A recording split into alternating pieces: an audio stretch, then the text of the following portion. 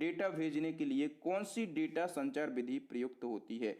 तो देखो दोस्तों, एक ही समय पर और दोनों दिशाओं में डेटा भेजने के लिए डेटा संचार विधि जो प्रयुक्त होती है वो है फुल डुप्लेक्स।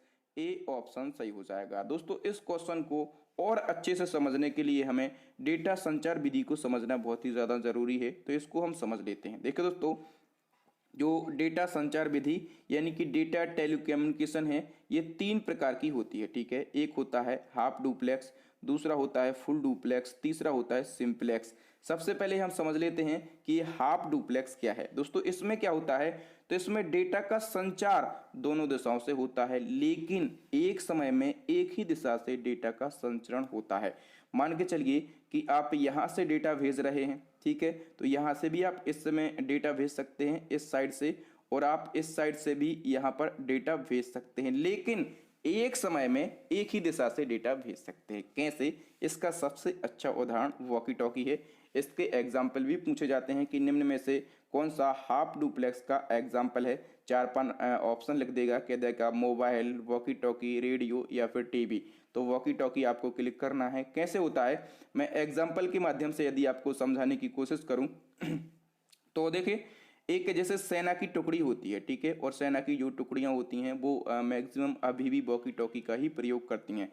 मान के चलो एक सेना की टुकड़ी यहाँ पर बैठी हुई है और इनकी जम्मू कश्मीर या फिर अंडमान कहीं पर भी ड्यूटी लगी है और कोई इमरजेंसी आ जाती है, तो ये क्या करेंगे, ये कांटेक्ट करेंगे अपने हेडक्वार्टर, ठीक है, हेडक्वार्टर कांटेक्ट करेंगे और यहाँ से अपना मैसेज पहुँचाएंगे क्या, कि यहाँ पर बहुत ही इमरजेंसी आ गई है, हमें और फौज की ज़रूरत है।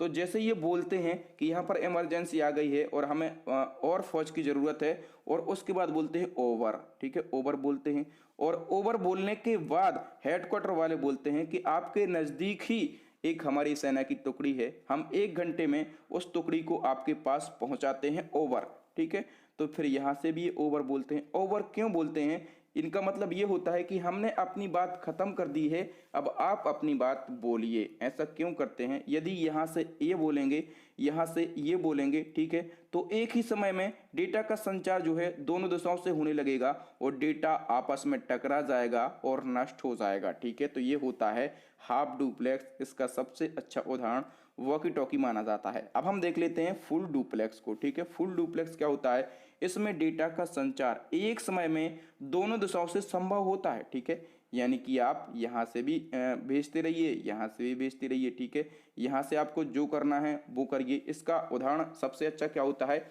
अपने जो मोबाइल फ़ोन होते हैं उनमें फुल डुप्लेक्स लगा होता है। ठीक है, तो गपे आते रहिए, यहाँ से सोना बाबू करते रहिए, वहाँ से जो करना है करते रहिए, डेटा आपस में नहीं टकराएगा और नष्ट नहीं होगा। इसी प्रकार का एक सिंप्लेक्स होता है। तो इस अवस्था में क्या होता है, सिंप्लेक्स में क्या होता है, तो इसमें डेटा का संचरण सदैव एक ही दिशा में होता है। ठीक है, अर्थात इसमें या तो अपनी सूचनाओं को केवल भेज सकते हैं या फिर केवल प्राप्त कर सकते हैं। और इसका सबसे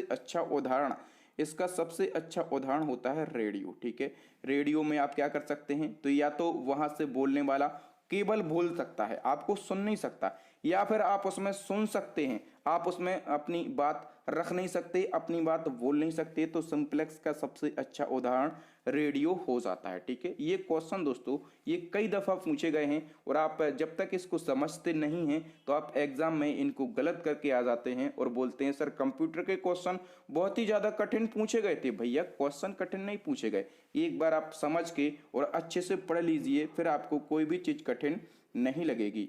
नेक्स्ट क्वेश्चन को हम देख लेते हैं। और दोस्तों, नेक्स्ट हमारा क्वेश्चन है, कह रहा कि पहले से ऑन कंप्यूटर को रीस्टार्ट करने को क्या कहते हैं। पहले से कोई कंप्यूटर ऑन है और उसको हम रीस्टार्ट कर रहे हैं, तो उसको हम क्या कहेंगे दोस्तों, उसको हम कहेंगे वार्म बूटिंग। ए ऑप्शन सही हो जाएगा। वार्म बूटिंग मैं आपको बता चुका हूं कि पहले से ऑन कंप्यूटर को रीस्टार्ट करना वार्म बूटिंग कहलाता है। और दोस्तों, इसमें क्या होता है इसमें डेटा को नुकसान हो सकता है, क्योंकि ऑन कंडीशन में अपना कंप्यूटर है और उसको आप फिर से रीस्टार्ट कर रहे हैं, तो अपने कंप्यूटर के अंदर जो डेटा डला है उसको नुकसान हो सकता है। इस प्रकार से क्वेश्चन पूछे जाते हैं कि अपने डेटा को नुकसान किस प्रकार की बूटिंग में हो सकता है, वार्म बूटिंग में, कोल्ड बूटिंग में, शटडाउन में। ठीक है, तो वार्म बूटिंग में अपने डेटा को नुकसान हो सकता है। अब कोल्ड बूटिंग को हम समझ लेते हैं। दोस्तों, कोल्ड बूटिंग क्या है, तो कंप्यूटर को ऑफ पोजीशन में ऑन करना, कंप्यूटर हमारा बंद है, ठीक है, और इसको ऑन करना, चालू करना, ठीक है, ये कहलाती है कोल्ड बूटिंग। और इसमें जो अपना डेटा होता है, ठीक है, कंप्यूटर में जो डेटा है या फिर जो अन्य हार्डवेयर हैं, इन पर कोई भी प्रभाव नहीं पड़ता, ठीक है, इन पर कोई भी प्रभाव नहीं पड़ता, डेटा के नष्ट होने की संभावना नहीं होती। तो वार्म बूटिंग और कोल्ड बूटिंग आशा करता हूं आप अच्छे से समझ गए होंगे। नेक्स्ट हमारा क्वेश्चन है दोस्तों, भारत में विकसित सुपर कंप्यूटर परम का विकास किस संस्था ने किया? तो देखिए दोस्तों, जो परम है यह क्या है, ये भारत का प्रथम सुपर कंप्यूटर है। क्वेश्चन पूछा जाता है कि भारत का प्रथम सुपर कंप्यूटर कौन सा है, तो दोस्तों वो है परम, ठीक है। और इसका निर्माण किस कंपनी के द्वारा किया गया था? दोस्तों इसको सीडेक कंपनी के द्वारा डेवलप किया गया था। ए ऑप्शन सही हो जाएगा, ठीक है। और इसको कब डेवलप किया गया था? तो 1990 में, और पुणे में इसको डेवलप किया गया था। नेक्स्ट क्वेश्चन को हम देख लेते हैं। और नेक्स्ट हमारा क्वेश्चन है कि कि फोर्ट्रान एल्गो कोई ऐसी जॉब हो जिसमें ग्रोथ हो, क्रिएटिविटी हो, may be I can make a difference there. Question को हम देख लेते हैं। और नेक्स्ट हमारा क्वेश्चन है कि फोर्ट्रान एल्गोल पास्कल आदि भाषाओं को सिखाने के लिए किस भाषा को नींव का पत्थर कहा जाता है? दोस्तों नींव का पत्थर ये किस कंप्यूटर लैंग्वेज को कहा जाता है? बेसिक लैंग्वेज को कहा जाता है। ए ऑप्शन सही हो जाएगा, ठीक है। और इसी के माध्यम से जो कंप्यूटर की अदर लैंग्वेज हैं जैसे फोर्ट्रान एल्गोन पास्कल, ठीक है, तो आदि को सिखाने में मदद मिलती है। और दोस्तों जो बेसिक लैंग्वेज है, ठीक है, तो बेसिक का फुल फॉर्म भी कई दफे पूछा जाता है, तो इसका फुल फॉर्म हम देख लेते हैं। इसका फुल फॉर्म होता है beginners all purpose symbolic instruction code. Next question है साइबर लॉ में डॉस का फुल फॉर्म क्या होता है? दोस्तों ये क्वेश्चन कई दफे पूछा जाता है और ये कंफ्यूज करने वाला क्वेश्चन है। दोस्तों साइबर लॉ कंडीशन लगी है, साइबर लॉ में डॉस का फुल फॉर्म क्या होता है? दोस्तों साइबर लॉ में डॉस का जो फुल फॉर्म है ये डेनियल ऑफ सर्विस होता है। ए ऑप्शन सही हो जाएगा। लेकिन कंप्यूटर के संबंध में यदि डॉस का फुल फॉर्म पूछा जाता है तब आप क्या कहेंगे? तब आप कहेंगे डिस्क ऑपरेटिंग सिस्टम। क्या कहेंगे? तब आप कहेंगे डिस्क ऑपरेटिंग सिस्टम, ठीक है। तो कंप्यूटर के संबंध में और साइबर लॉ के संबंध में, दोनों के संबंध में डॉस का फुल फॉर्म आपको याद रखना है। नेक्स्ट हमारा क्वेश्चन है कह रहा है कि माइक्रो प्रोसेसर कंप्यूटर की किस पीढ़ी से संबंधित है? दोस्तों माइक्रो प्रोसेसर जो हैं ये कंप्यूटर की 4th जनरेशन से संबंधित हैं। तो इस क्वेश्चन का डी ऑप्शन सही हो जाएगा। चलिए सारी चीज़ों को हम समझ लेते हैं। जो फर्स्ट जनरेशन के कंप्यूटर थे तो इन कंप्यूटर में वैक्यूम ट्यूब का यूज़ किया जाता था, ठीक है, वैक्यूम ट्यूब का यूज़ किया जाता था। फिर जो सेकंड जनरेशन के कंप्यूटर आए तो इनमें वैक्यूम ट्यूब की जगह पर काय का यूज़ किया जाने लगा? तो ट्रांजिस्टर का यूज़ किया जाने लगा, ठीक है, ट्रांजिस्टर का यूज़ हम करने लगे।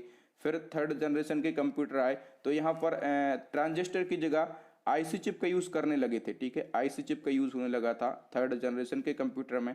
फिर फोर्थ जनरेशन के कंप्यूटर आए तो आईसी चिप की जगह किस चीज़ का यूज़ होने लगा? माइक्रो प्रोसेसर का, ठीक है।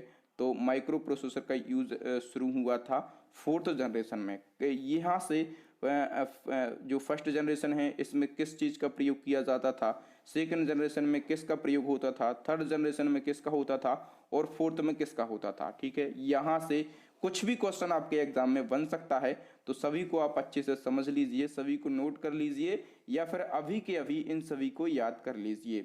नेक्स्ट क्वेश्चन है कंप्यूटर की स्थायी मेमोरी यानी कि परमानेंट मेमोरी को क्या कहते हैं? दोस्तों कंप्यूटर की जो स्थायी मेमोरी है या फिर इसी को हम परमानेंट मेमोरी बोलते हैं और ये किसको कहा जाता है? दोस्तों ये रोम को कहा जाता है। वी ऑप्शन सही हो जाएगा। देखो दोस्तों कंप्यूटर मेमोरी जो है ये मुख्य रूप से 2 प्रकार की होती है। कितने प्रकार की होती है? 2 प्रकार की। एक तो होती है रैम और दूसरी होती है रोम। रैम को हम जान लेते हैं। रैम का फुल फॉर्म पूछा जाता है रैंडम एक्सेस मेमोरी और यह एक अस्थायी यानी कि वोलेटाइल मेमोरी है, ठीक है। वोलेटाइल मेमोरी क्या कहलाती है? रैम, ठीक है। और इसमें क्या होता है तो यहाँ पर डेटा और सूचनाओं को अस्थायी तौर पर रखा जाता है और जैसे ही हम कंप्यूटर में पावर सप्लाई को बंद करते हैं या फिर कंप्यूटर को ऑफ करते हैं तो रैम में जितना भी डेटा है वो नष्ट हो जाता है, ठीक है। और एक होता है रोम, इसका फुल फॉर्म होता है रीड ओनली मेमोरी। यह एक स्थायी मेमोरी यानी कि नॉन वोलेटाइल मेमोरी है। इसमें चाहे पावर सप्लाई बंद हो जाए या फिर आप कंप्यूटर को बंद कर दें, इसमें ऑटोमेटिकली डेटा नष्ट नहीं होता, ठीक है। तो ये जो रोम है ये परमानेंट मेमोरी यानी कि ये स्थायी मेमोरी है, या फिर इसको आप नॉन वॉलेटाइल मेमोरी भी कह सकते हैं। नेक्स्ट हमारा क्वेश्चन है दोस्तों, कंप्यूटर से हाल ही में मिटाई गई फाइलें यानी कि जो रिसेंट डिलीटेड फाइल्स होती हैं वो कहाँ पर स्टोर हो जाती हैं। तो देखिए दोस्तों, आप लोग जानते होंगे कि कंप्यूटर से जो भी डिलीट की गई फाइलें हैं वो अस्थायी रूप से डिलीट होती हैं, ठीक है। और वो अस्थायी रूप से डिलीट होकर कहाँ पहुँच जाती हैं, तो वो रिसाइकल बिन में पहुँच जाती हैं, ठीक है। और यहाँ से रिसाइकल बिन से उन फाइलों को क्या कर सकते हैं, हम उनको रीस्टोर भी कर सकते हैं, ठीक है। उन फाइलों को रीस्टोर भी किया जा सकता है, लेकिन आपको याद रखना है कि यदि उन फाइलों को शिफ्ट के साथ में डिलीट किया गया है, ठीक है, शिफ्ट के साथ में डिलीट किया जाता है, तो वो फाइलें जो हैं वो रिसाइकल बिन में नहीं जाएंगी और वो फाइलें स्थायी रूप से डिलीट हो जाती हैं। अब उनको रीस्टोर नहीं किया जा सकता। शिफ्ट के साथ में यदि आप डिलीट करते हैं फाइलों को तो वो स्थायी रूप से डिलीट हो जाती हैं और वो रिसाइकल बिन में फिर नहीं जाती हैं और उनको रीस्टोर भी नहीं किया जा सकता।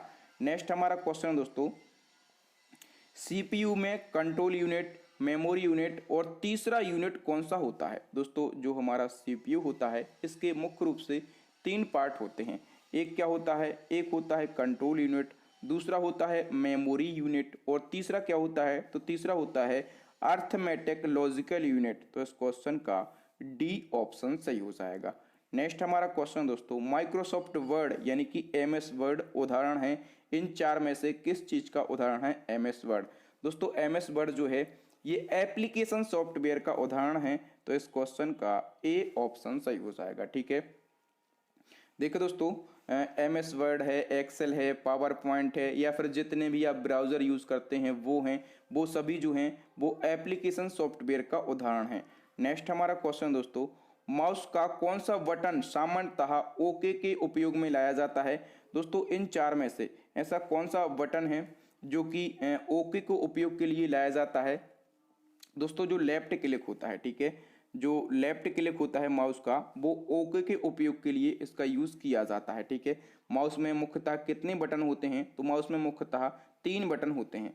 एक होता है लेफ्ट क्लिक, ये वाला, ठीक है। दूसरा क्या होता है, दूसरा होता है राइट क्लिक और तीसरा होता है स्क्रॉल व्हील और ये चौथा यहाँ पर बना है, ये सामान्यतः सभी माउस में नहीं होता, ये स्पेशल की है। तो ये जो 3 बटन होते हैं और